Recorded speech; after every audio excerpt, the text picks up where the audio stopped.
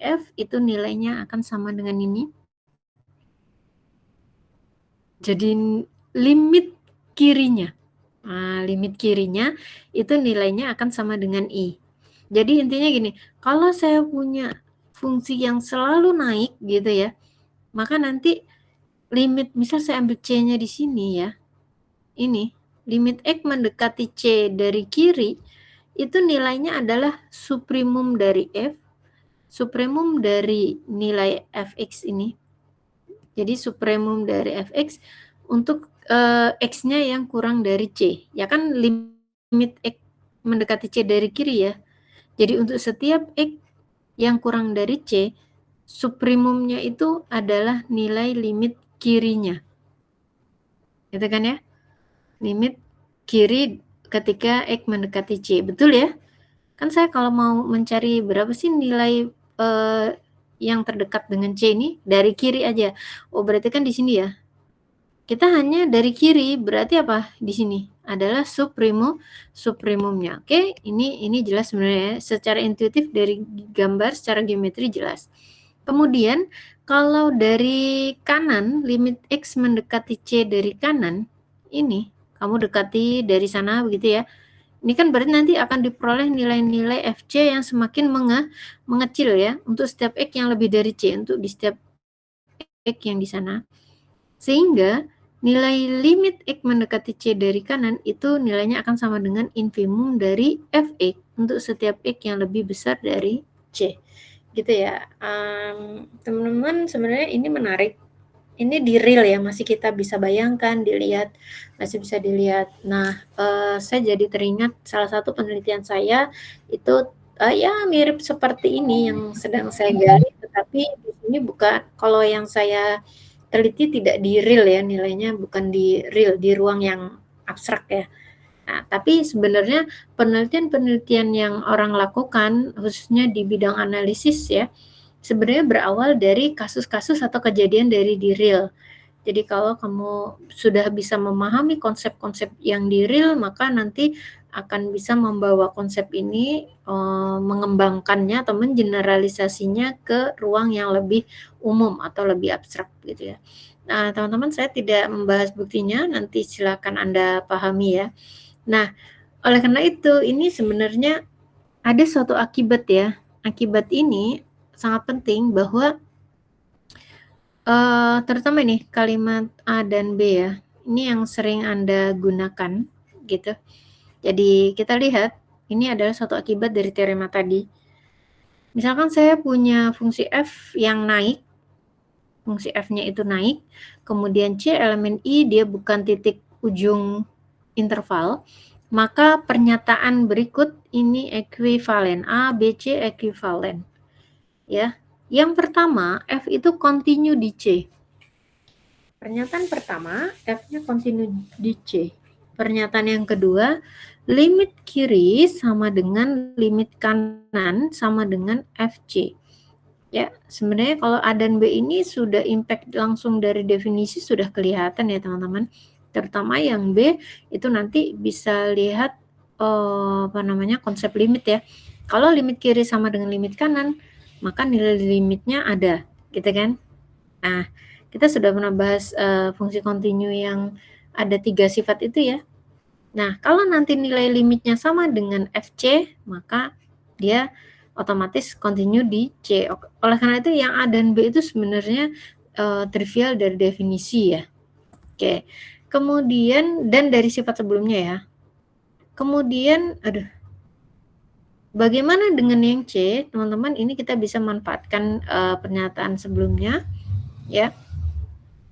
Jadi kalau nanti ini ya, pernyataan teorema ini tadi mengatakan limit kiri itu nilainya sama dengan supremum ini.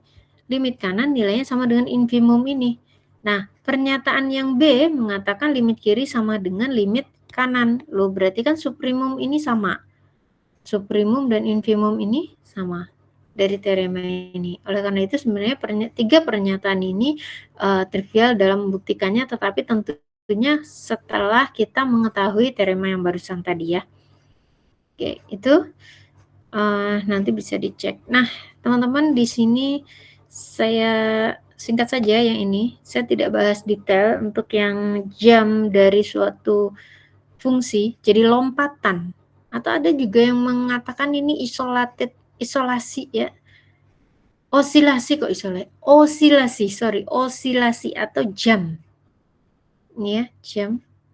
Lompatan begitu ya. Nah, jadi misalkan saya punya fungsi f begitu, yang naik, fungsinya naik pada interval i, misalkan ini i. Ya, ini f. Ini i segini berarti. Oh, dan c itu bukan titik ujung interval, jadi ini c. Nah, didefinisikan lompatan atau jam dari f di c itu sebagai ini ya, selisih antara limit kanan dan dikurangi dengan limit kiri. Jadi ini ya, nanti dikurang dengan ini adalah hasil lompatannya. Atau bisa juga ditulis ini berdasarkan teorema tadi, karena limit kanan itu sama dengan ini ya, infimum dari ini, kemudian limit kirinya ini sama dengan supremum ini, maka jam atau lompatan di C dari fungsi f itu definisikan seperti ini. Atau limit kanan dikurangi limit kiri. Nah, untuk apa itu sebenarnya teman-teman? Salah satunya adalah untuk mencari karakteristik fungsi kontinu. Ini ya.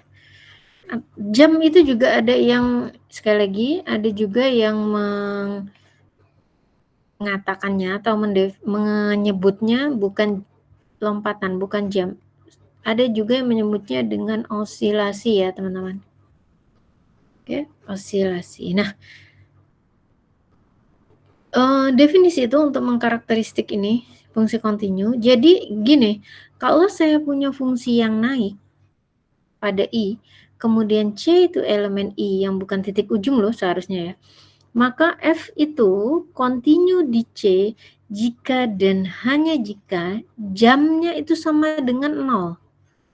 Secara geometri benar ya teman-teman, kalau nanti ini tuh nggak ada selisih, jadi 0 begitu selisihnya ini, maka kan nyambung tuh ini grafiknya.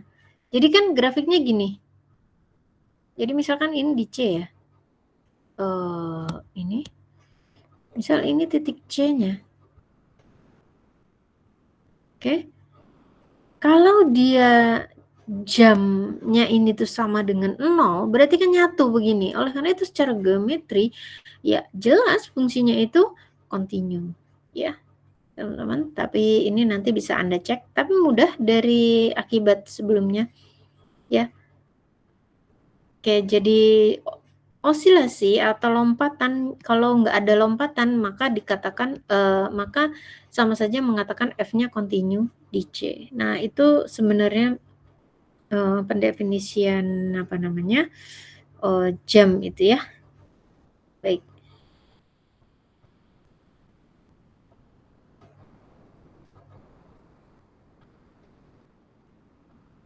Saya kembali ke ini tadi. Oke, baik, ini teman-teman tentang fungsi yang monoton, kemudian tadi ada lompatan atau osilasi. Nah, selanjutnya saya masuk ke konsep turunan atau derivatif ya.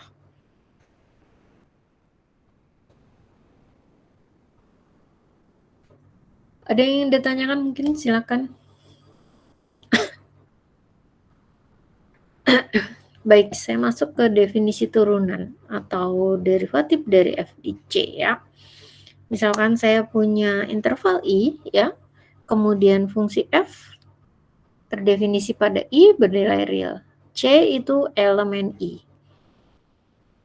Nah, bilangan real L ini dikatakan atau dia merupakan derivatif dari f di C gitu ya. Jadi kalau ditulis itu L itu sama dengan gini ya.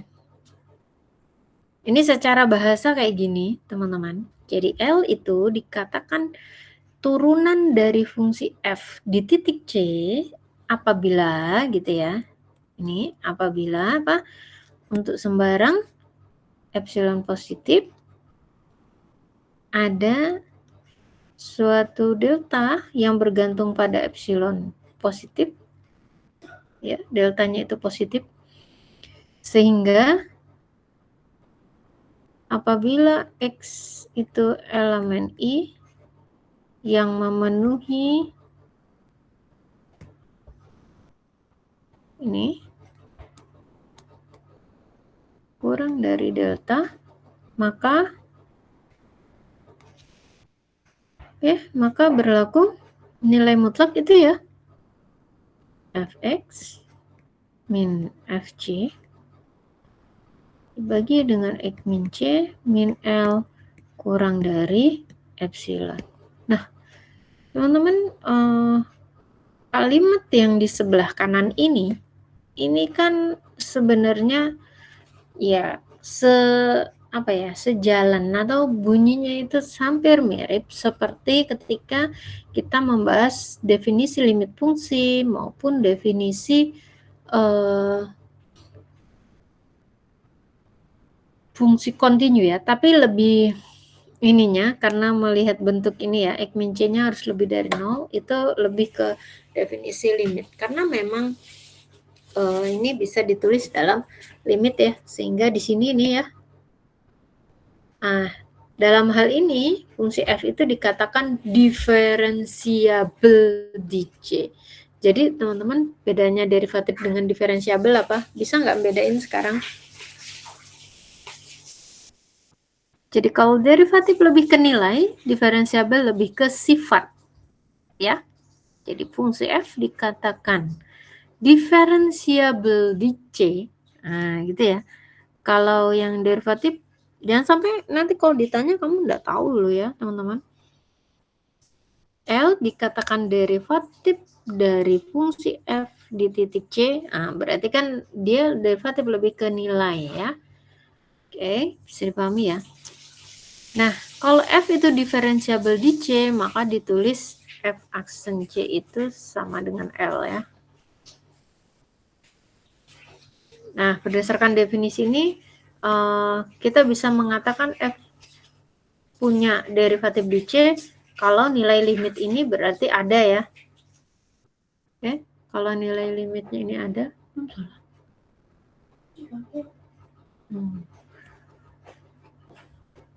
kalau nilai limitnya ini ada, berarti turunannya ada, gitu ya, teman-teman ya. Ini. Ya, baik. Oke, di sini masih boleh bahwa C itu di titik ujung ya, gitu maksudnya masih memungkinkan. Jadi tidak harus di tengah begitu ya. Yang penting di sini syaratnya adalah apa? C itu elemen I. Oke, C elemen I tidak harus titik limit, tidak ada larangan tidak boleh di endpoint atau tidak boleh di titik ujung interval. Yang penting dia elemen I. Oke, itu definisi turunan ya, teman-teman.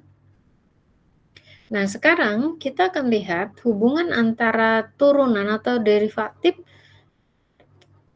suatu fungsi dengan kekontinuannya. Oke, ini mungkin di kalkulus juga sudah dibahas ya. Nah, sekarang kita lihat, teman-teman. Teorema ini mengatakan jika f itu punya turunan di C, maka fungsi f itu kontinu di C. Satu arah ya, teman-teman. Jadi kalau saya punya fungsi yang turunannya ada di C, maka fungsi itu kontinu di C. Oke. Baik. Perhatikan di sini untuk setiap X elemen I dengan X-nya tidak sama dengan C, begitu ya. Ditulis Fx min Fc itu bisa saya tulis seperti ini. Teman-teman, ini kan sebenarnya saling membagi ya. Ya enggak? Jadi kayak kamu punya A per B dikali dengan B. Nah, B-nya ini saling membagi. Jadi ini tuh sama nilainya. Betul ya? Jadi Fx min Fc bisa saya tulis dengan Fx min Fc dibagi dengan X min C dikali dengan X min C. Oke? Ya. Tidak ada masalah, itu masih persamaan biasa. Nah, Teman-teman, karena f aksen C ada, jadi karena f itu derivatifnya ada di C, gitu ya. Ya, karena dia f aksen C-nya itu ada, maka perhatikan bahwa kalau kedua ruas saya ambil limitnya, ini untuk X mendekati C, yang ini juga limit X mendekati C, ini sama ya. Nah, karena limit ini ada, dari mana tahunya? Kan ingat, kamu boleh menuliskan limit F dikali G itu sama dengan limit F dikali limit G. Ini syaratnya apa? Limitnya masing-masing ini harus ada dulu. Ini sama dengan M, ini sama dengan L ya kemarin. Kalau ini ada, maka bisa kamu tulis seperti ini. Nah, teman-teman, di sini sudah diketahui bahwa F itu punya derivatif di C, berarti nilai limit ini itu ada. Nah, yang ini nilai limitnya juga ada. Kenapa?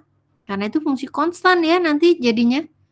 Limit X mendekati C, X min C ini maksud saya sama dengan 0. Oke? Nah, baik teman-teman. Sekarang perhatikan, kalau kedua ruas ini saya ambil limitnya untuk X mendekati C, maka saya peroleh ini ya.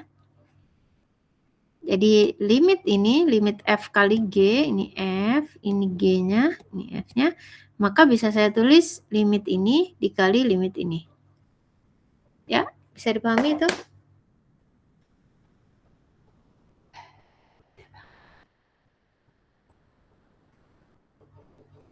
Oke, baik. Saya lanjutkan. Oleh karena itu, di sini karena nilai limit ini ada, misalkan saya kasih nama F aksen C begitu, dan ini nilainya 0, karena limit X mendekati C, ini fungsi konstan, menjadi C min C ya, 0. Berarti F aksen C dikali 0 sama dengan 0. Oleh karena itu, limit ini nilainya sama dengan 0. Nah, berarti limit Fx dikurangin limit Fc. Ini ya, yang ini ya. Ini sama dengan 0. Teman-teman, kenapa sih ini boleh ditulis kayak gini? Ingat, F saya itu punya derivatif di C, sudah diketahui. Nah, berarti, dan limit Fc-nya ini ada ya, karena ini konstanta, Fc itu konstan, ya kan? Bukan dia fix begitu ya. Fc itu fix. Nah, yang ini jadi ada. Karena nanti ini tuh bisa ditulis 0 ditambah ini, sehingga limitnya ini sama dengan Fc. Gitu ya, teman-teman ya.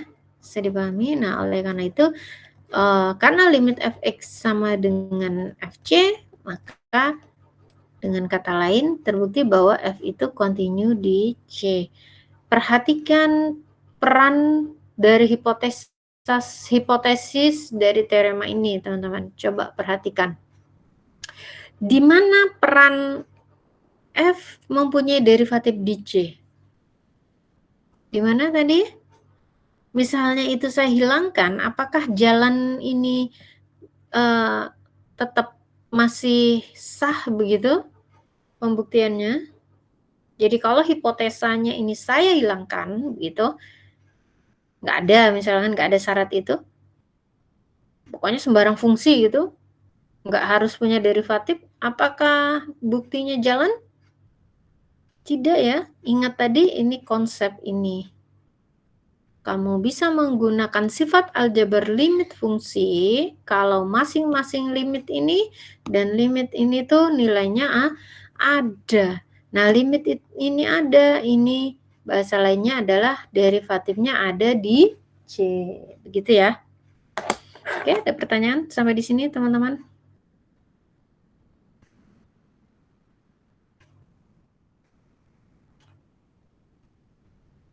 Saya diterima ya. Saya hapus biar bisa sambil Anda lihat. Ya, silakan kalau ada yang mau ditanyakan. Nah, sekarang pertanyaannya, apakah kebalikan dari teorema ini masih valid, apakah masih berlaku. Jadi, kalau kamu punya fungsi yang kontinu di C, apakah pasti turunannya ada, begitu? Bagaimana sebaliknya? Jika saya punya fungsi yang kontinu di C, apakah pasti turunannya ada?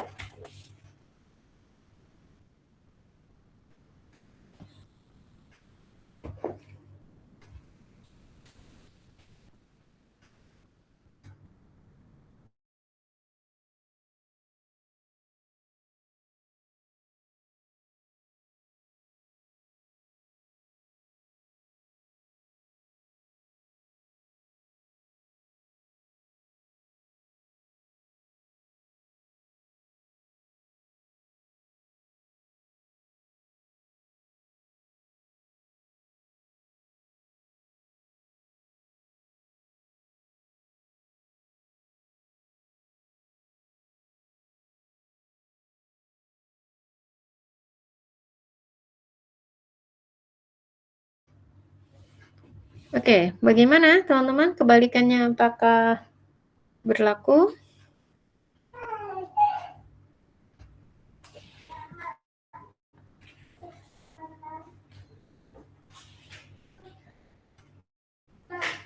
Nah, belum tentu ya. Jadi, kalau saya punya fungsi yang kontinu, belum tentu turunannya ada. Ini ya, jadi ini contohnya ya. Kebalikan dari teorema apa itu? 612 tidak selalu berlaku ya. Tidak selalu berlaku. Jadi tidak semua begitu ya, tidak semua fungsi yang kontinu dia punya derivatif di titik tersebut begitu ya. Tetapi bisa jadi ada kok gitu fungsi yang kontinu dia juga punya derivatif di situ, tapi tidak selalu. Oke, perhatikan teman-teman di sini counter example-nya. Misalkan saya punya fungsi nilai mutlak X ini ya. Maka perhatikan di titik X 0 ya. Di titik X sama dengan 0. Nah, untuk X yang tidak 0, ini jelas ya.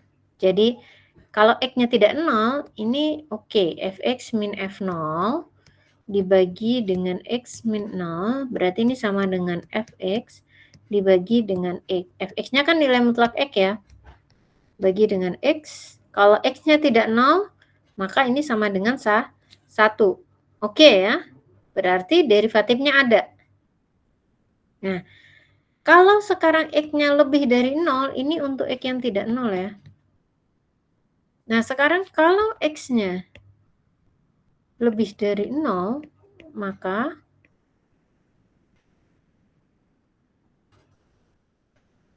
kalau X-nya positif, berarti Fx saya, nilai mutlak X-nya, berdasarkan definisi nilai mutlak, berarti Fx sama dengan mutlak X, karena positif berarti sama dengan X itu sendiri, ya kan? Nah, berarti sama ya, nanti nilai limitnya, ini kalau diambil limit X gitu ya, atau nggak usah diinin dulu. Maka nilai Fx min F0 per X min 0, X min 0 ini berarti dia akan sama dengan X dikurangin F0-nya 0 dibagi dengan X min 0. Ini sama dengan 1. Kemudian untuk yang X kurang dari 0, untuk X kurang dari 0, maka diperoleh Fx-nya sama dengan min X berdasarkan definisi nilai mutlak. Karena X-nya kurang dari 0, maka nilai mutlak X itu nilainya sama dengan min X. Sehingga apa? Sehingga Fx min F0 dibagi dengan X min 0 ini nilainya sama dengan berapa? Min X dikurangin 0 dibagi X min 0. Nilainya sama dengan min 1. Oke. Nah, di sini teman-teman berarti nilai limit X mendekati 0 fx min f0 per x min 0 nilai limitnya tidak ada. Karena apa? Kalau saya dekati dari kanan nanti nilai limitnya 1, kalau saya dekati dari kiri nanti nilai limitnya min 1. Oleh karena itu nilai limit x mendekati 0 itu tidak ada. Nah, di sini berarti walaupun fungsi itu kontinu di x sama dengan 0 ya, tetapi derivatifnya tidak ada di X sama dengan 0. Oke, teman-teman. Ini salah satu ya sudah umum ya. Dia adalah suatu counter example atau contoh penyangkalan untuk fungsi yang kontinu tetapi dia tidak punya turunan di titik kekontinuannya.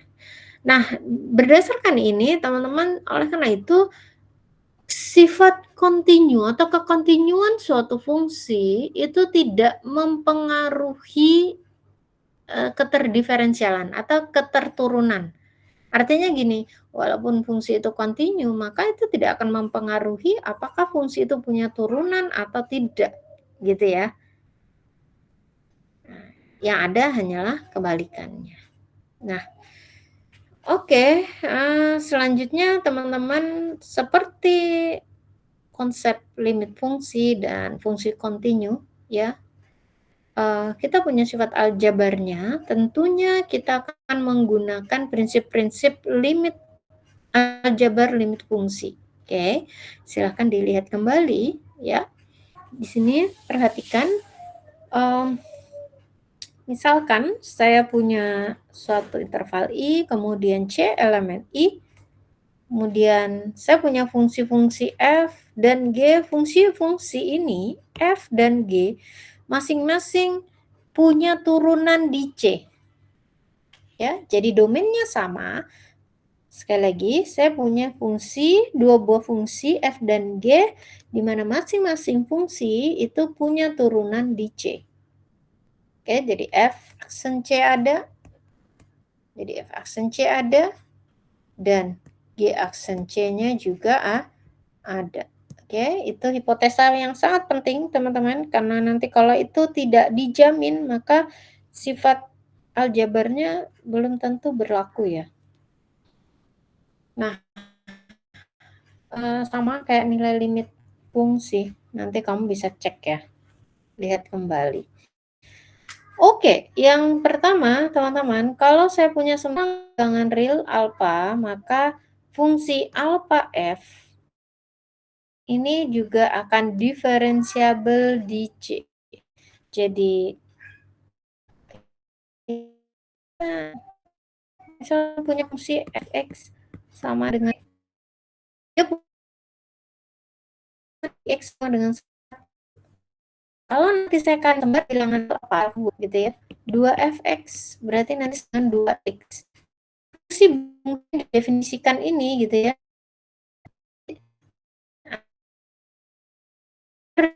Diferensial juga punya tuh C. Nilainya ini ya, dan nilainya sama alpha F terhadap C itu nilainya sama dengan alpha dikali F aksen C. Gitu ya, makanya dari sifat aljabar inilah kita bisa mencari turunan dari 2x itu sama dengan apa? Alpha, alfanya di sini 2 dikali F aksen C. Kalau saya turunkan ini berarti sama dengan 2 dikali 1. Ini ya. Oke, itu teman-teman hanya sebagai gambaran ya. Oke, ini yang sudah sering kita lakukan sebenarnya. Jadi yang perlu dicatat adalah bahwa ada syarat yang sangat penting di situ. Syaratnya adalah harus sudah diketahui F aksen dan G aksennya itu ada di titik yang sama, yaitu di titik C.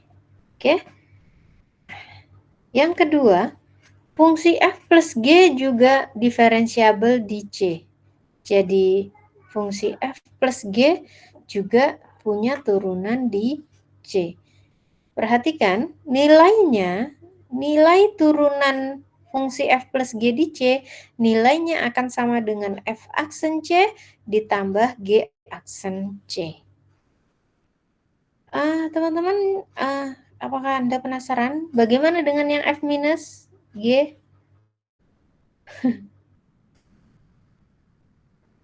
Nah, ini ada syaratnya ya, teman-teman ya. Ingat, kamu harus cek apakah min G itu punya turunan. Kan saya hanya punya G, ya kan? Nanti Anda cek ya.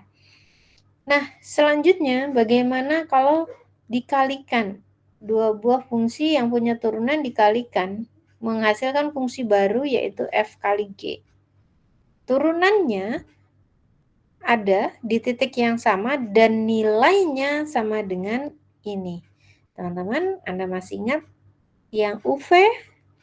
Kalau kamu punya dua fungsi U dan V begitu, kemudian dikalikan, diturunkan di titik C, ini sama dengan U aksen dikali V ditambah U V aksen.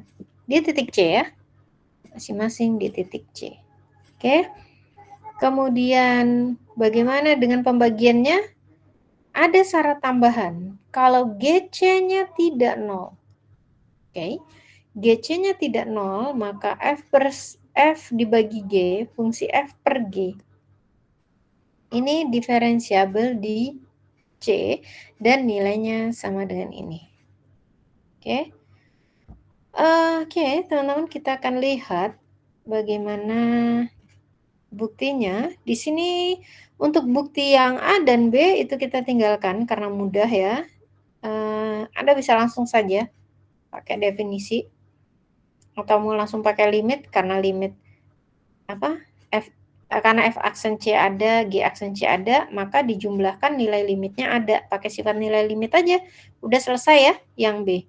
Yang C juga pakai sifat nilai limit. Karena F aksen C ada, dikalikan alfa, nanti nilai limit ini ada. Udah, beres. Nah, sekarang yang agak membutuhkan suatu namanya ya, harus modifikasi begitu ya bentuknya, maka ini kita coba bahas yang C, teman-teman. Apakah benar kalau saya punya fungsi F dan G masing-masing punya turunan di C, apakah kalau dikalikan masih punya turunan?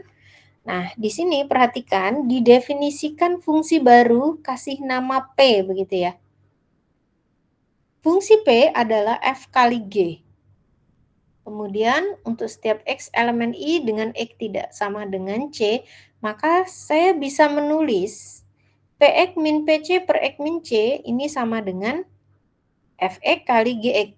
Karena P itu kan sama dengan F kali G, berarti kalau di sini Px sama dengan Fgx. Ingat definisi perkalian ini? Sebelum saya masuk ke sifat aljabar limit fungsi, ini sudah ada, sudah didefinisikan. Silakan nanti dilihat ya. Oke, kenapa kok Px itu bisa Fx kali Gx? Ya. Oke, kenapa nggak Fgx? Karena dia bukan komposisi, perkalian dua buah nilai bilangan real. Oke. Nah, Fx kali Gx dikurangin Fc, Gc dibagi X min C. Oke, ini hanya karena ini ya. Nah, selanjutnya, teman-teman, keduanya, oke, ini saya kurangi dan saya tambahkan Fc, Gx, ini 0 ya. Jadi sebenarnya masih sama ini, atas dan bawah ini.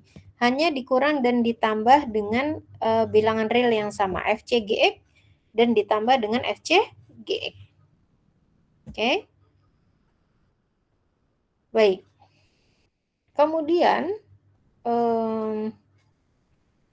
oleh karena itu, yang bagian atas, ya, yang bagian atas, perhatikan ini, ada Gx, ada Gx. Gx-nya saya keluarkan, sehingga saya punya Fx min Fc. Dikali dengan Gx. Gitu ya, yang ini, teman-teman. Kemudian, yang sebelah sini sama-sama ada FC, saya tulis di sini, saya tulis di bawahnya ya, FC dikalikan dengan ini ya, GX min GC. GX dikurang GC. Oke? Nah, ini ditambah ya. Nah, ini dibagi gitu ya. Semuanya dibagi dengan X min C. Semuanya dibagi dengan X min C, maka sama saja bisa saya tulis dengan, jadi masih ingat ya ini sifat penjumlahan, kalau kamu punya A plus B dibagi dengan C, maka nilainya sama dengan A per C ditambah B per C ya, teman-teman. Masih ingat itu ya? Oke? Itu. Nah, dari situlah ini saya bagi dengan X min C, maka nanti diperoleh ini. Kemudian yang ini dibagi dengan X min C, diperoleh ini. Ini ya. Nah, selanjutnya, karena G kontinu di C, dari teorema yang hubungan antara kekontinuan dan diferensial barusan, ya, berarti karena G kontinu di C, nanti bisa kita pakai, ini berarti sama dengan GX sama dengan GC. Kemudian karena F dan G diferensiabel di C, maka kita peroleh, kalau ini kedua ruas, jadi kamu sudah punya ini sama dengan ini. Kalau semua kedua ruas saya kalikan dengan limit X mendekati C, jadi saya ambil limitnya untuk X mendekati C, maka yang sebelah kanan menjadi apa? Ini limit X mendekati C berarti F aksen C. Ya kan, ada ya, karena sudah diketahui F aksen C, kemudian limit X mendekati C GX sama dengan GC, karena G-nya kontinu. Kemudian yang ini FC dikalikan yang ini limitnya untuk X mendekati C itu adalah, karena dia ada, bisa kasih nama G aksen C. Oleh karena itu, teman-teman, F aksen C ada, GC ini konstanta, FC konstanta real, G aksen C ada. Berarti nilai limit ini tuh nilainya ada. Dengan kata lain, sama saja mengatakan bahwa F kali G itu diferensiabel di C. Begitu ya. Jadi, teman-teman, kalau kan tadi definisinya mengatakan kalau nilai limitnya ada, maka fungsinya dikatakan diferensiabel di C. Gitu ya. Oke, ada pertanyaan? Silahkan.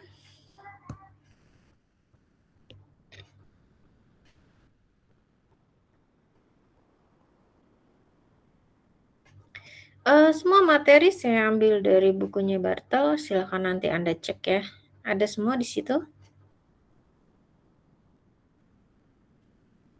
Oke, ada pertanyaan teman-teman?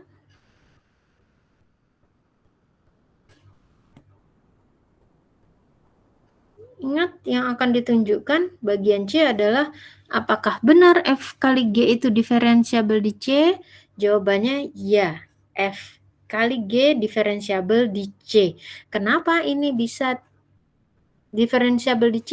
Karena nilai limit ini ada. Dari mana nilai limit ini ada? Karena sudah diketahui F aksen C ada, G aksen C ada, GC nilainya real, FC nilainya real, nilainya ada. Ingat, kenapa FC, GC ada? C elemen I, ya. C tadi siapa? Elemen I. I adalah anggota domain, maka harusnya FC, GC ada. Kalau FC dan GC-nya nggak ada atau nggak dijamin, ya dia bukan fungsi dong. Oke? Gitu ya. Nah, kemudian berlaku juga ini. Ya, begitu teman-teman, ada pertanyaan di sini untuk sifat perkalian dua buah fungsi yang masing-masing sudah punya turunan di C. Perkalian dua buah fungsi tersebut masih punya turunan di C. Nah, selanjutnya yang pembagian, untuk yang pembagian sama, ya, kita namakan Q begitu ya. Q itu adalah F per G. Jadi Q itu adalah fungsi F per G. Ingat dengan syarat Gx-nya tidak boleh 0, kemudian Gc-nya juga tidak boleh 0. Ya, sudah di ini. Ingat diketahui fungsi G-nya diferensiabel di C, ya. Dan seterusnya. Oke, ada pertanyaan teman-teman di sini? Penjelasannya sama seperti seperti yang perkalian ya. Cukup? Baik, sifat-sifat turunan yang lain bisa tolong dilanjutkan dibaca dan latihannya pada fungsi yang kosinus ragam kemarin ya, silahkan Anda coba ya, walaupun itu tidak menjadi PR, sekali lagi tetap Anda coba, silahkan dilatih. Oke, saya rasa materi hari ini sampai di situ. Ada pertanyaan teman-teman? Ketua kelas, saya minta tolong kehadiran teman-teman tiap kelas di koordinir ya. Dari 3 kelas yang jumlahnya 100, hampir 150, 60 yang hadir. Masing-masing kelas silakan lapor ke ketua kelasnya dengan menunjukkan bukti screenshot hadir ya. Oke, ada pertanyaan teman-teman? Pengumuman UAS sudah dikeluarkan, teman-teman. Saya perkirakan mungkin kita pertengahan Juni sudah UAS. Siapkan dari sekarang, ya. Persiapkan dari sekarang. Sekali lagi materi UAS dari awal sampai nanti integral Riemann. Oleh karena itu supaya tidak berat, tetap Anda pelajari dari awal ya. Karena sekali lagi saya tidak bisa memenggal materi apa saja yang akan masuk ke dalam UAS karena semua